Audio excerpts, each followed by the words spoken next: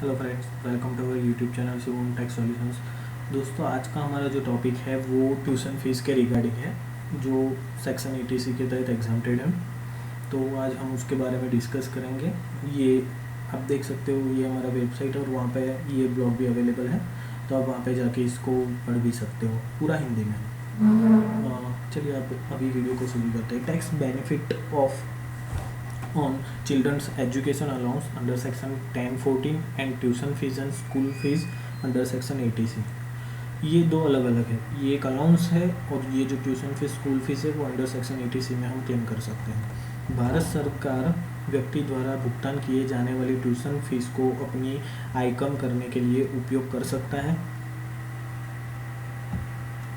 लेकिन इनमें कुछ नियम हैं जिसको आज हम जानेंगे। बच्चों की शिक्षा और हॉस्टल खर्च के लिए छूट, exemption for childrens education and hostel expenditure.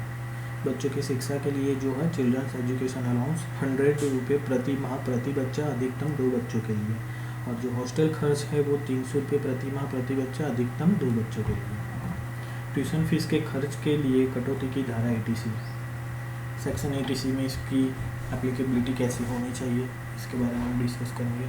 कोई भी यूनिवर्सिटी, कॉलेज, स्कूल या किसी शैक्षणिक संस्था को ट्यूशन फीस के रूप में दी जाने वाली राशि पर कटौती का दावा कर सकते हैं।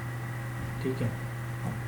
दूसरे खर्च जैसे कि डेवलपमेंट खर्च, ट्रांसपोर्ट खर्च आदि को धारा 80C के तहत कटौती के लिए पात्र नहीं माना जाएगा। ट्यूशन फीस, कॉलेज फी, ये सब ही इंक्लूड है दोस्तों। डेवलपमेंट, ट्रांसपोर्ट, ठीक है, यूनिफॉर्म चार्जेस, वो सब जो होता है वो एक्स्ट्रा एक्सपेंसेस यहाँ पे क्लेम नहीं कर सकते हैं। यह कटौती प्रत्येक व्यक्ति के लिए अधिकतम 2 बच्चों के लिए उपलब्ध है, और माता पिता भी एक करदाता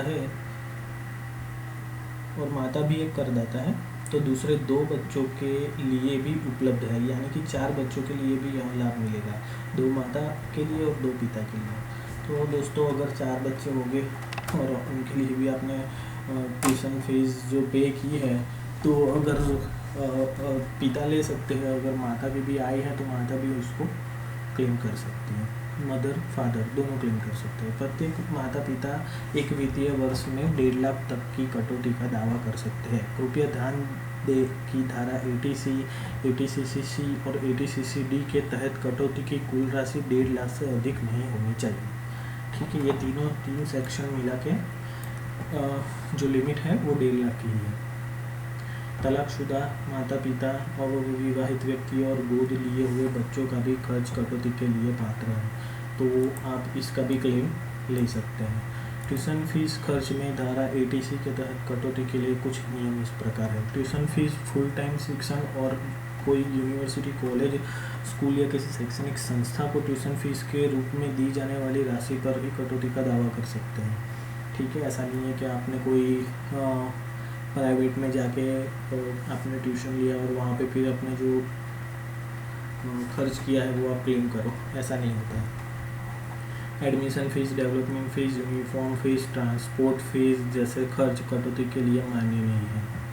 बच्चे ने स्कूल में भाग लिया या नहीं लिया, इससे कोई मतलब नहीं है, आप इसका क्लेम कर सकते हो।